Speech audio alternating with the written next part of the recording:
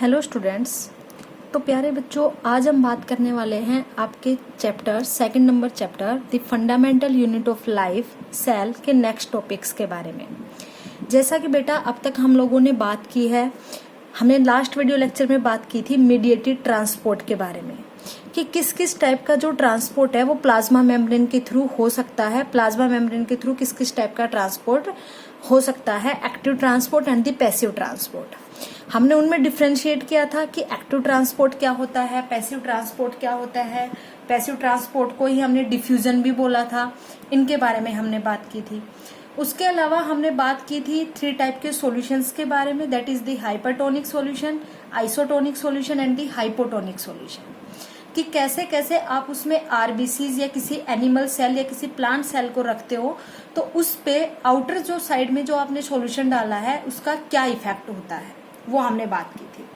तो आज हम बात करने वाले हैं बेटा आपके नेक्स्ट पॉइंट के बारे में। जैसा कि हमने बात की एक्टिव ट्रांसपोर्ट के बारे में, तो एक्टिव ट्रांसपोर्ट में हमने बात की थी कि कैसे एटीपी की जरूरत होती है और फिर कैसे उसमें एनर्जी लगती है जिसके कारण उसका जो प्रोसेस है वो भी रैपिडली होता है। ठीक है, वो कैसे सिलेक्टिव मटेरियल को ही अपने अंदर से पास कराने देता है, उससे एक्स्ट्रा जो मटेरियल है उनको पास नहीं होने देता। उसके बाद आज हम 4th जो टर्म पढ़ने वाले हैं उसका नाम है बेटा एंडोसाइटोसिस। आज हम किसके बारे में पढ़ने जा रहे हैं? एंडोसाइटोसिस। एंडोसाइटोसिस भी एक टाइप का मीडिएटेड ट्रांसपोर्ट है। क्या है? मीडिएटेड ट्रांसपोर्ट है। इसमें से भी हम लोग देखेंगे कि कैसे जो स्मॉल स्मॉल माइक्रोमोलिक्यूल्स है या मैक्रोमोलिक्यूल्स है या आयंस है, ठीक है, या अदर टाइप के कोई सब्सटेंसेस है, वो कैसे मूव करते हैं उसके बारे में हम लोग बात करेंगे। तो एंडोसाइटोसिस भी क्या है? एक टाइप का मीडिएटेड ट्रांसपोर्ट है। अब हम बात करें बेटा एंडोसाइटोसिस होता क्या है। एंडोसाइटोसिस तो देखो, एंडो का मतलब क्या, हम किससे मानते हैं? मेनली इंटरनल स्ट्रक्चर से मानते हैं। ठीक है, अगर यहीं पे एक्सो होता तो हम आउटर स्ट्रक्चर के बारे में बात करते हैं, लेकिन एंडो का मतलब क्या हुआ? इंटरनली। ठीक है, तो एंडो का मतलब, एंडोसाइटोसिस का मतलब क्या होता है बेटा? Mainly ingestion of material by the cells through the plasma membrane। क्या होता है बेसिकली एंडोसाइटोसिस का मतलब? देखो, the ingestion of material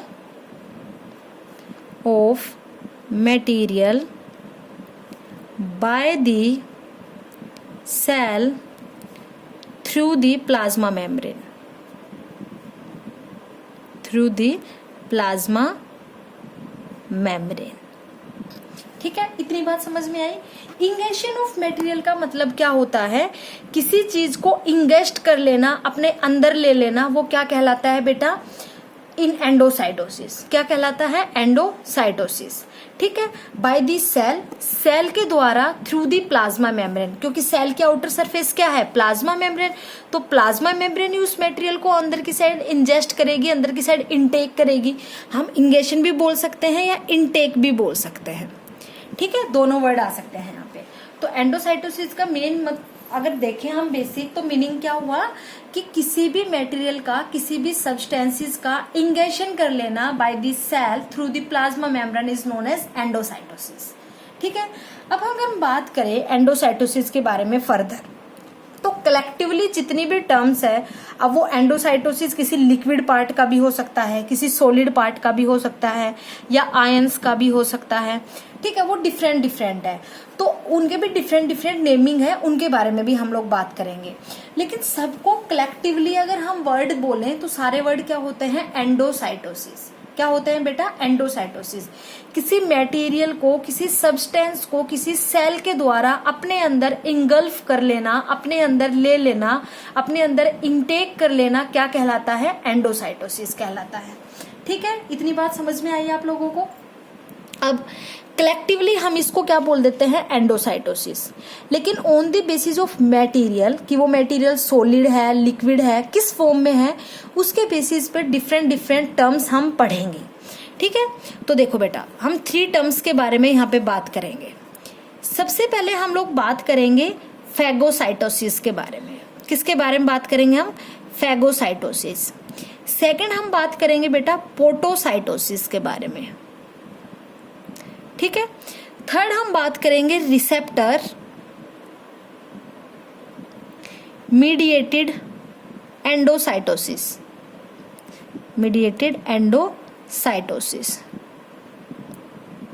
ठीक है। हम तीनों के बारे में यहाँ पे बात करेंगे। सबसे पहले हम बात करेंगे फैगोसाइटोसिस के बारे में, सेकंड हम बात करेंगे पोटोसाइटोसिस के बारे में, थर्ड हम बात करेंगे रिसेप्टर मीडिएटेड एंडोसाइटोसिस के बारे में। अब अगर मैं बात करूं बेटा कि फैगोसाइटोसिस क्या है, तो देखो फैगोसाइटोसिस का मतलब क्या होता है। बेसिकली अगर हम बात करें तो सेल ईटिंग, क्या होता है, सेल ईटिंग।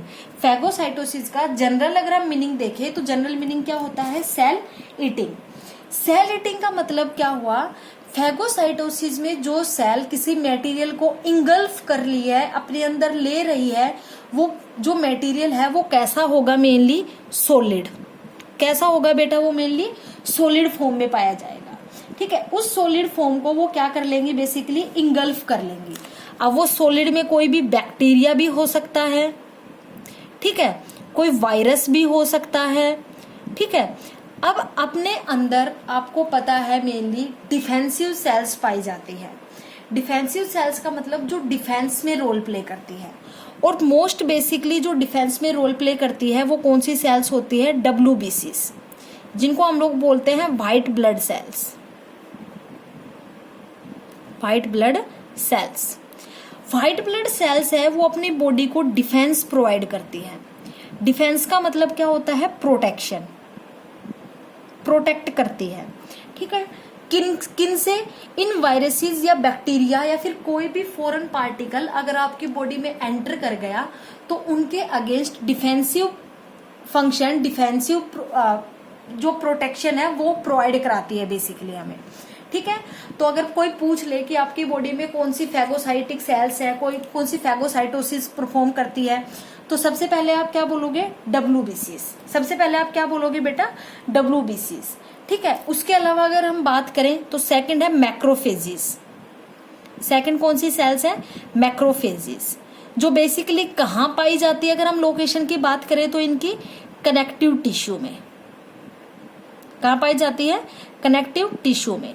मैक्रोफेजेस क्या करते हैं, जो भी फॉरेन पार्टिकल है, फॉरेन पार्टिकल क्या हुआ, देखो सबसे पहले अगर हम बात करें आपकी बॉडी में कोई भी बाहर से फॉरेन पार्टिकल, वो फॉरेन पार्टिकल कोई बैक्टीरिया भी हो सकता है, कोई वायरस भी हो सकता है, अगर वो एंटर किया और उनको किन्हीं सेल्स ने इंगल्फ कर लिया, इंगल्फ का क्या कहलाया, फैगोसाइटोसिस कहलाया, क्योंकि एक वो सॉलिड पार्टिकल आया, बैक्टीरिया या वायरस लिक्विड फॉर्म में तो होते नहीं है बैक्टीरिया या वायरस, तो एक सॉलिड फॉर्म में वो आए और सेल ने उसको ईट कर लिया, इंगल्फ कर लिया, और हमें उसके अगेंस्ट, उन बैक्टीरिया उन वायरसेस के अगेंस्ट डिफेंस प्रोवाइड कराया, प्रोटेक्शन प्रोवाइड कराई, वो सेल्स क्या कहलाएंगी, फैगोसिटिक सेल्स। और वो प्रोसेस जिसके थ्रू उन्होंने इंगल्फ कर लिया, वो प्रोसेस क्या कहलाएगा, फैगोसाइटोसिस, ठीक है बेटा। तो मेनली 2 फैगोसिटिक सेल्स के बारे में आपको याद रखना है। वैसे आपकी बॉडी में और भी होती है, जैसे न्यूट्रोफिल्स, बेसोफिल्स, वो सारी हायर क्लासेस की बात है। आप अभी सिर्फ ये याद रखो कि WBCs and the macrophages 2 main ऐसी सेल्स है जो फैगोसिटिक सेल्स कहलाती है, जो फैगोसाइटोसिस में अपना रोल प्ले करती है। इतनी बात आ गई आप लोगों को समझ में।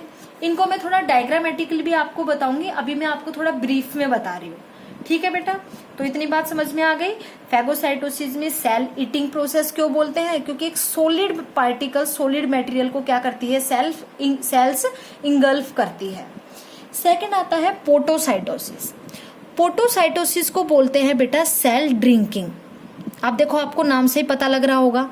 सेल ड्रिंकिंग का मतलब क्या हुआ कि जो मटेरियल होगा, जो पार्टिकल होंगे जिसको सेल इंगल्फ करेगी, जिसको सेल इंजेक्शन करेगी, उनका इंटेक करेगी, वो पार्टिकल्स किस फॉर्म में होंगे, बेसिकली या तो लिक्विड की फॉर्म में होंगे, ठीक है, या फिर वो स्मॉल मॉलिक्यूल्स होंगे, ठीक है। इस फॉर्म में वो बेसिकली पाए जाएंगे, जिसकी वजह से सेल है वो इनको इंगल्फ कर लेगी, इसलिए हमने बोला सेल ड्रिंकिंग प्रोसेस है ये, ठीक है। इतनी बात आ गई आप लोगों को समझ में कि पोटोसाइटोसिस में क्या हुआ, मेनली लिक्विड, स्मॉल मॉलिक्यूल्स या फिर आयंस भी हो सकते हैं, ठीक ठीक है, उनको क्या करती है सेल इंगल्फ करती है, इंजेक्शन करती है, उनको इनटेक करती है। इतनी बात आई आपको समझ में बेटा। थर्ड हम बात करते हैं रिसेप्टर मीडिएटेड एंडोसाइटोसिस। अब देखो आपको नाम से ही पता लग रहा होगा रिसेप्टर मीडिएटेड, रिसेप्टर के थ्रू जो एंडोसाइटोसिस होगा वो क्या कहलाएगा, मेनली रिसेप्टर मीडिएटेड एंडोसाइटोसिस। अब देखो बेटा रिसेप्टर क्या होता है।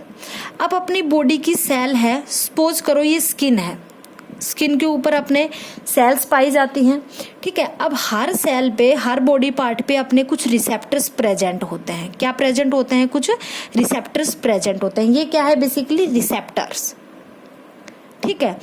अब ये जो रिसेप्टर्स है, जब ये किसी लिगेंड के, किसी लाइगेंड के कांटेक्ट में आते हैं, जब इन पे कोई लाइगेंड आके अटैक करता है, बाइंड करता है, तो ये क्या करती है, रिस्पॉन्स कराती है। क्या कराती है बेटा, ये रिस्पॉन्स कराती है। अब मान लो इन रिसेप्टर्स के ऊपर कोई लाइगेंड आया, ये सपोज करो लाइगेंड आया, इसने आके बाइंड किया, क्या आया, लाइगेंड आया और इसने आके बाइंड किया। तो जब रिसेप्टर्स पे लाइगेंड आके बाइंड करता है तो ये क्या करती हैं, ये सेल्स रिस्पॉन्स प्रोवाइड कराती है। हमें क्या प्रोवाइड कराती है, रिस्पॉन्स प्रोवाइड कराती है, ठीक है। और इसी प्रोसेस को आप क्या बोलते हो कि रिसेप्टर के थ्रू एंडोसाइटोसिस हो रहा है। और वो एंडोसाइटोसिस क्या होगा कि सेल कैसे उसको अंदर ले लेगी, इस पूरे पोर्शन को सेल कैसे अपने अंदर ले लेगी, अपने अंदर इंगल्फ कर लेगी, वो प्रोसेस हम देखेंगे, ठीक है। तो रिसेप्टर और लाइगेंड के बारे में आपको समझ में आ गया क्या होता है। जब रिसेप्टर पे कोई लाइगेंड आके बाइंड करता है तो ये क्या प्रोवाइड करती है, रिस्पॉन्स प्रोवाइड करती है, ठीक है। जैसे सपोज करो आपकी स्किन है, आपकी स्किन में बेसिकली जो रिसेप्टर्स पाए जाते हैं वो कौन से रिसेप्टर्स होते हैं बेटा, थर्मो रिसेप्टर्स, जो कि बेसिकली किसको सेंस करते हैं, टेम्परेचर को सेंस करते हैं। किसको सेंस करते हैं, टेम्परेचर को सेंस करते हैं। अगर टेम्परेचर कम, टेम्परेचर हॉट हुआ तो भी आप रिस्पॉन्स करोगे, ठीक है। अगर हॉट हुआ तो भी आप रिस्पॉन्स करोगे, ज्यादा कोल्ड हुआ तो भी आप रिस्पॉन्स करोगे। तो ये क्या हुआ, रिसेप्टर्स के ऊपर एज ए लाइगेंड, हॉट है तो हॉट एक्ट करेगा, कोल्ड है तो कोल्ड बाइंड करेगा या एक्ट करेगा, और उसके अकॉर्डिंग आप क्या करते हो, रिस्पॉन्स करते हो। ज्यादा गर्म लग रहा है आपको तो स्किन के थ्रू आपको पता लग रहा है तो आप फैन चला लोगे या फिर कुछ और चला लोगे, ठीक है, एसी चला लोगे। अगर आपको ठंड लग रही है तो आप रजाई ओढ़ लोगे, ठीक है, कंबल ओढ़ लोगे। तो क्या कर रहे हो आप, उसके अकॉर्डिंग रिस्पॉन्स कर रहे हो। आपके रिसेप्टर्स पे एज ए लाइगेंड हॉट या फिर कोल्ड है, उसने क्या किया, बाइंड किया, एक्ट किया, ठीक है, और उसके अकॉर्डिंग आपने क्या किया, रिस्पॉन्स किया। तो ये तो मैंने आपको बताया है कि रिसेप्टर और लाइगेंड क्या होता है, ये मैंने आपको इतना बताया है। लेकिन रिसेप्टर मीडिएटेड एंडोसाइटोसिस क्या होता है कि जो सेल है वो रिसेप्टर और लाइगेंड, ये दोनों की जो बाइंडिंग दिखा रखी है, इसको अपने अंदर इंगल्फ कर लेगी, इसको अपने अंदर, स्ट्रक्चर को अपने अंदर इंजेक्शन कर लेगी, तो वो क्या कहलाएगा, रिसेप्टर मीडिएटेड एंडोसाइटोसिस, ठीक है। इतनी बात समझ में आई आप लोगों को।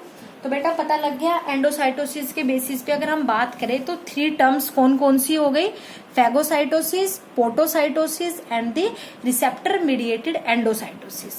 पोटोसाइटोसिस को पिनोसाइटोसिस भी बोलते हैं, ठीक है। तो आप ये याद रखना 3 टर्म्स जो आपको मैंने बताई है।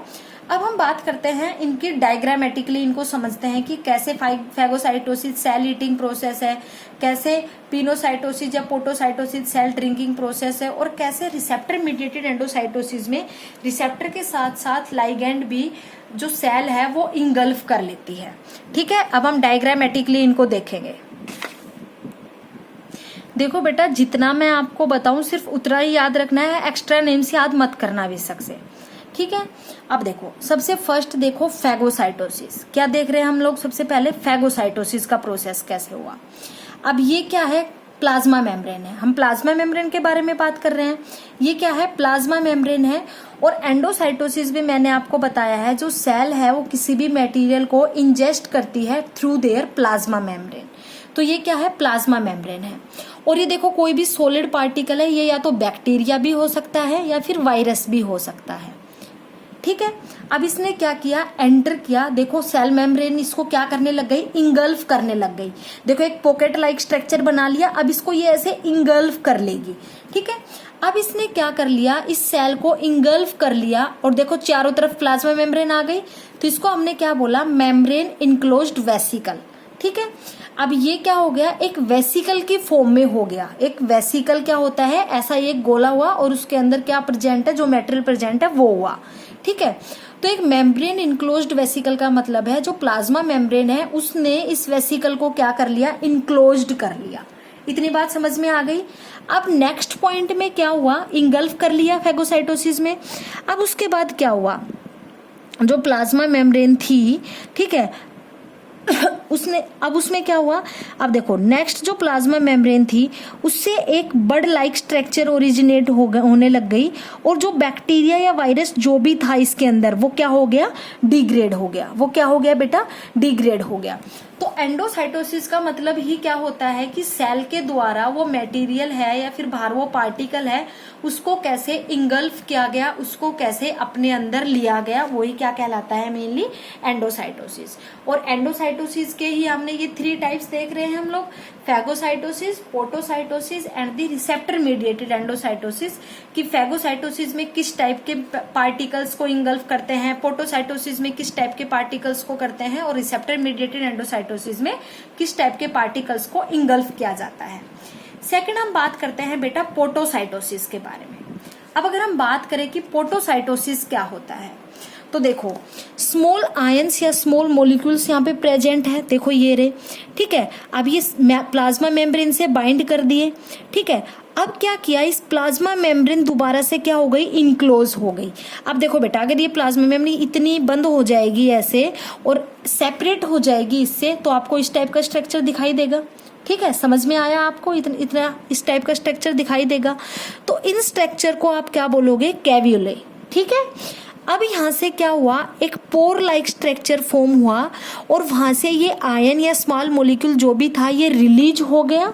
ठीक है, और translocate to opposite side of cell, ये यहाँ से रिलीज हो गया। ये रिलीज होके या तो सेल में ही रहेगा या फिर दूसरी जो नियर बाय सेल होगी उसमें ट्रांसपोर्ट हो जाएगा। ठीक है, तो पोटोसाइटोसिस में पता लगा कि कैसे सेल ने स्मॉल मॉलिक्यूल, स्मॉल आयंस को कैसे, इसको हम कैसे सेल ड्रिंकिंग का प्रोसेस बोल रहे हैं। इतनी बात आ गई आपको समझ में। थर्ड हम बात करते हैं बेटा रिसेप्टर मीडिएटेड एंडोसाइटोसिस के बारे में। ठीक है, रिसेप्टर मीडिएटेड एंडोसाइटोसिस में क्या हुआ, अब देखो ये क्या है, लाइगेंड्स। ये गोल गोल आपको जो दिख रहे हैं ये क्या है, लाइगेंड्स। और ये जो यहाँ पे इस टाइप का जो स्ट्रक्चर है ये क्या है, रिसेप्टर्स। ये क्या है बेटा, रिसेप्टर्स। अब देखो इनके ऊपर जब लाइगेंड आके बाइंड करेंगे तो प्लाज्मा मेम्ब्रेन यदि इनक्लोज हो जाएगी, सपोज करो ये स्ट्रक्चर बन गया और फिर वो यहाँ से क्या होगी, सेपरेट होगी, तो इस टाइप का कोई स्ट्रक्चर दिखाई देगा आपको। समझ में आ गया, इस टाइप का स्ट्रक्चर आपको दिखाई देगा। ठीक है, अब क्या हुआ, जो रिसेप्टर और जो लाइगेंड्स थे वो डेसोसिएट होने लगे। मतलब डेसोसिएट का मतलब क्या होता है, एक दूसरे से अलग होने लग गए। ठीक है, अब देखो रिसेप्टर एंड लाइगेंड्स आर डेसोसिएट हो गए। अब डेसोसिएट होके देखो लाइगेंड था ये रिसेप्टर से अलग होके और बाहर की साइड आ गया। ठीक है, तो लाइगेंड तो यहाँ पे रह जाएंगे और रिसेप्टर दोबारा से प्लाज्मा मेम्ब्रेन पे चले जाएंगे और दोबारा से जाके यही फंक्शन परफॉर्म करेंगे। यहाँ पे ऐसे रहेंगे रिसेप्टर, फिर दोबारा से कोई लाइगेंड आएगा, कोई आपके पास कोई रिस्पॉन्स आएगा, उसके अकॉर्डिंग फिर क्या करेंगे, रिस्पॉन्स करेंगे। तो ऐसा ही बोला, receptor and membranes are recycled. ठीक है, जो रिसेप्टर्स है वो मेम्ब्रेन पे क्या हो जाएंगे, दोबारा से रिसाइकिल्ड हो जाएंगे, दोबारा से चले जाएंगे और फिर जो ये फंक्शंस था ये दोबारा से परफॉर्म करने लग जाएंगे रिसेप्टर्स।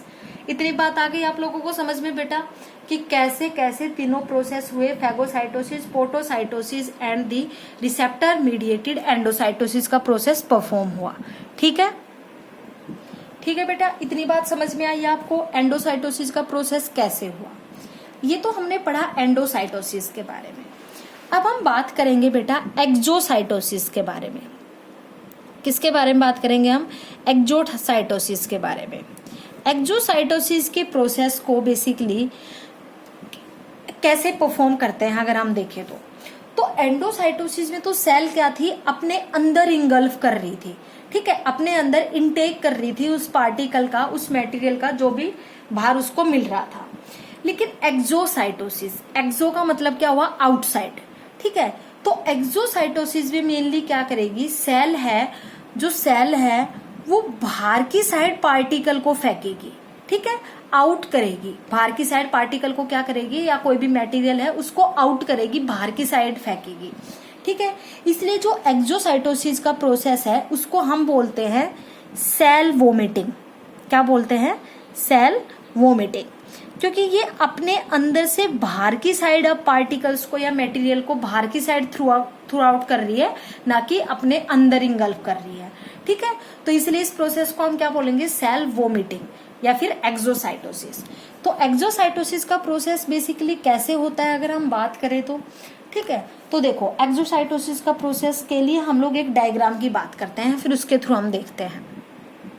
देखो बेटा, ये है एक एक्सोसाइटोसिस का प्रोसेस कि कैसे सेल है वो किसी मटेरियल को आउटसाइड फेंकेगी, ठीक है। ये है प्लाज्मा मेम्ब्रेन, ठीक है। इसके अंदर ये क्या प्रेजेंट है, साइटोसोल या साइटोप्लाज्म प्रेजेंट है। ये यहाँ पे एक्सोसाइटोटिक वेसिकल है, जिसको आपको, जिसका जो मटेरियल है आपको वो बाहर वोमिट करना है, ठीक है। इसके अंदर क्या है, सेल सिक्रीशन है, कोई भी सिक्रीशन हो सकता है, कोई भी वेस्ट प्रोडक्ट हो सकता है, ठीक है, ड्यूरिंग द मेटाबॉलिज्म जो रिलीज हुआ हो। तो ये क्या हुआ, अंदर सेल सिक्रीशन है, जिसको आपने क्या बोला है, एक्सोसाइटोटिक वेसिकल, क्योंकि आपको ये एक्सोसाइटोसिस कराना है इस वेसिकल का। और बाहर की साइड क्या है, प्लाज्मा मेम्ब्रेन, और उसके अंदर क्या प्रेजेंट है, साइटोसोल। ये ऐसा है ये पूरा स्ट्रक्चर सेल का ना, ये सिर्फ हाफ दिखाया गया है आपको। नेक्स्ट में क्या हुआ, ये जो एक्सोसाइटोटिक वेसिकल है ये देखो प्लाज्मा मेम्ब्रेन के साथ अटैच हो गया, प्लाज्मा मेम्ब्रेन के साथ फ्यूज होता जा रहा है, ठीक है। उसके नेक्स्ट क्या हुआ, जो यहाँ पे प्लाज्मा मेम्ब्रेन एक्सोसाइटोटिक वेसिकल था वो प्लाज्मा मेम्ब्रेन के साथ फ्यूज कर गया। देखो प्लाज्मा मेम्ब्रेन के साथ फ्यूज कर गया, और इसमें जो सेल सिक्रीशन था वो बाहर की साइड रिलीज्ड होने लग गया, आउटसाइड रिलीज्ड होने लग गया, ठीक है। इसलिए इस प्रोसेस को हम लोग क्या बोलते हैं, एक्सोसाइटोसिस, क्योंकि यहाँ पे जो मटेरियल है वो सेल के थ्रू बाहर की साइड पास हो रहा है, बाहर की साइड रिलीज हो रहा है, ना कि अंदर की साइड इंगल्फ हो रहा है। तो बट अब समझ में आ गया आपको कि एक्सोसाइटोसिस का प्रोसेस कैसे परफॉर्म होता है सेल के थ्रू। इतनी बात समझ में आ गई आप लोगों को,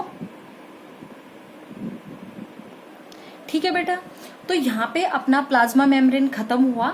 फर्स्ट जो हमने सेलुलर कंपोनेंट या सेलुलर ऑर्गेनेल्स की बात की थी, प्लाज्मा मेम्ब्रेन, वो हम पढ़ चुके हैं। अब सेकंड हम लोग बात करते हैं बेटा सेल वॉल के बारे में। किसके बारे में बात करते हैं, सेल वॉल के बारे में। तो सबसे पहला अगर हम इसका फीचर देखें तो सेल वॉल का सबसे स्पेसिफिक फीचर क्या हुआ कि ये मेनली प्लांट सेल्स में प्रेजेंट होते हैं, एनिमल सेल्स में एब्सेंट होते हैं। ये मैंने आपको जब डिफ्रेंशिएट किया था तब बताया था प्लांट सेल और एनिमल सेल के बीच में। प्लांट सेल्स में सेल वॉल प्रेजेंट होता है, अदरवाइज एनिमल सेल्स में जो सेल वॉल है वो क्या होता है, एब्सेंट होता है। इतनी बात आ गई आप लोगों को समझ में। अब हम बात करते हैं सेल वॉल के बारे में। अगर बात करें प्लाज्मा मेम्ब्रेन की, ये क्या है, प्लाज्मा मेम्ब्रेन, ठीक है, पीएम से डिनोट कर रही हूँ। इसके आउटसाइड सरफेस पे क्या पाई जाती है, सेल वॉल। क्या पाई जाती है, सेल वॉल। तो सेल वॉल का अगर मैं देखूं कि बेसिकली कहाँ पे प्रेजेंट है, it lies outside the plasma membrane. कहाँ पे प्रेजेंट है, lies outside the plasma membrane, outside the plasma membrane. Plasma membrane के आउटसाइड क्या प्रेजेंट है, सेल वॉल प्रेजेंट है। इतनी बात आ गई आप लोगों को समझ में। अब हम बात करें इसके नेक्स्ट पॉइंट के बारे में। तो देखो बेटा, सेल वॉल के बारे में अगर हम बात करें तो cell wall is non living structure होता है सेल वॉल, ठीक है। कैसा स्ट्रक्चर होता है, नॉन लिविंग स्ट्रक्चर होता है, नॉन लिविंग स्ट्रक्चर है। और उसके अलावा अगर हम बात करें नॉन लिविंग के अलावा, non living and freely permeable and secreted by the cell itself for the protection of its plasma membrane, ठीक है। इसका मतलब क्या हुआ, सेल वॉल है वो नॉन लिविंग होती है, यू नो वेरी वेल, ठीक है। And freely permeable. Freely permeable का मतलब होता है, या फिर हम बोल सकते हैं फ्रीली सेमी परमिएबल। जो सेल वॉल है बेसिकली वो सेमी परमिएबल स्ट्रक्चर होती है, ठीक है। अब सेमी परमिएबल है, वहां से तो जो मटेरियल था वो पास हो गया यहाँ पे, लेकिन प्लाज्मा मेम्ब्रेन कैसी थी, selectively permeable.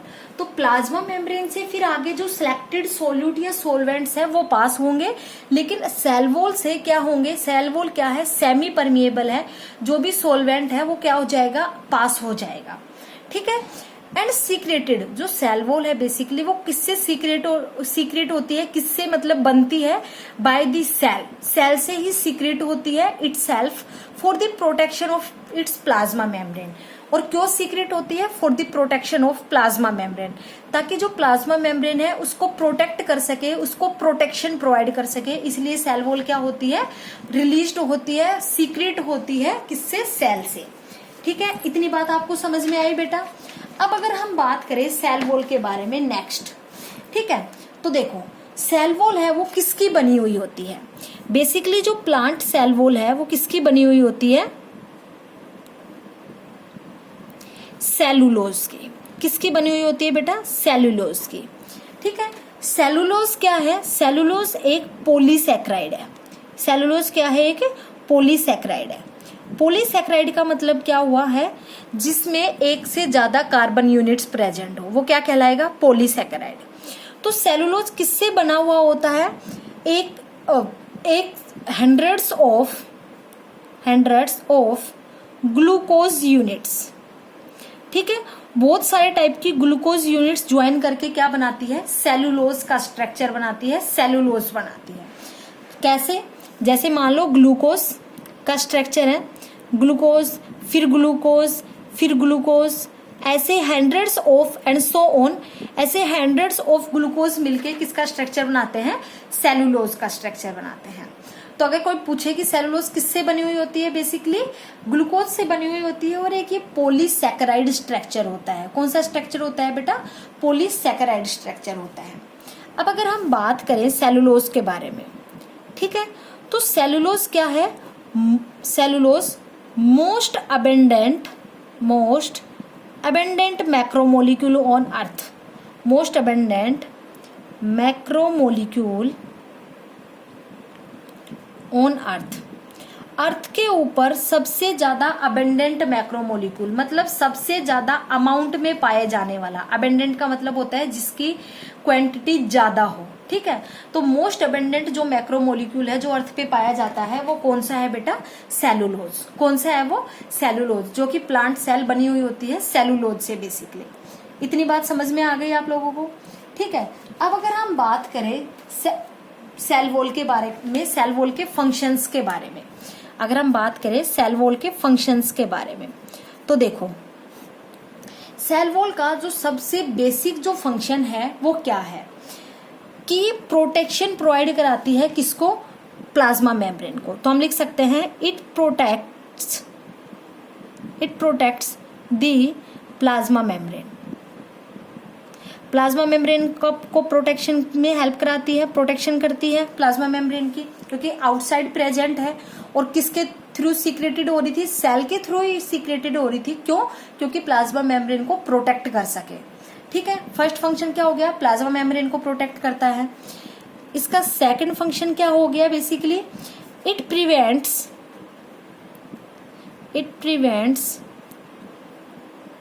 Dryness in cell. Cell में ड्राइनेस नहीं होने देती, सेल को ड्राई नहीं होने देती, ड्राइनेस होने से बचाती है, प्रिवेंट करती है, कौन, सेल वॉल, ठीक है। क्योंकि सेल वॉल क्या है, परमिएबल है, फ्रीली परमिएबल है। तो कोई भी सोलवेंट आया, सोल्यूट आया, वो वहां से क्या हो गया, पास हो गया। तो जो सेल की जो आउटर सरफेस है, प्लाज्मा मेम्ब्रेन जो सरफेस है, वो ड्राई नहीं हो पाती, वो क्या होती है, उसमें फुली मॉइस्चर प्रेजेंट रहता है because of the presence of cell wall, ठीक है। तो ये क्या करती है, it prevents dryness in cell, cell को ड्राई नहीं होने देती, सेल में ड्राइनेस नहीं आने देती, ठीक है। थर्ड ये क्या करती है, हेल्प्स इन द ट्रांसपोर्ट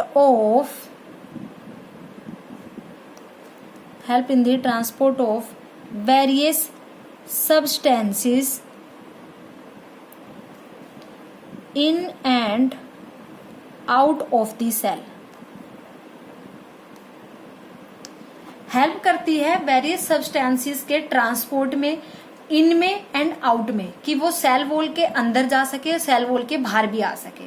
तो उसमें क्या करती है, बेसिकली ट्रांसपोर्ट करती है, क्योंकि फ्रीली परमिएबल है। कोई मटेरियल है, कोई भी मटेरियल है, वो जा भी सकता है और बाहर आ भी सकता है। ठीक है, इतनी बात आई आपको समझ में। इसका नेक्स्ट जो फंक्शन है वो क्या है, it gives strength,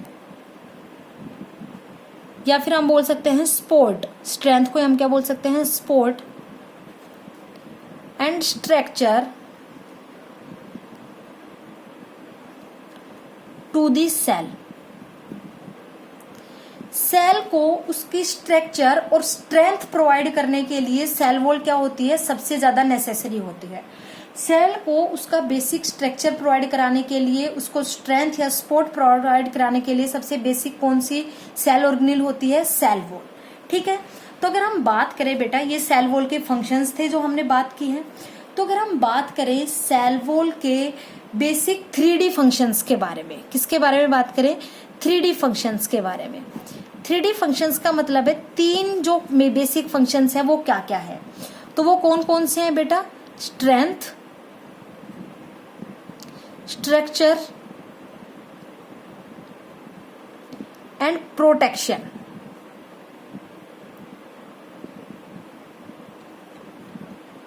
provide to cell. Cell को strength, structure and protection provide कराना सबसे बेसिक 3D फंक्शन है सेल वॉल का।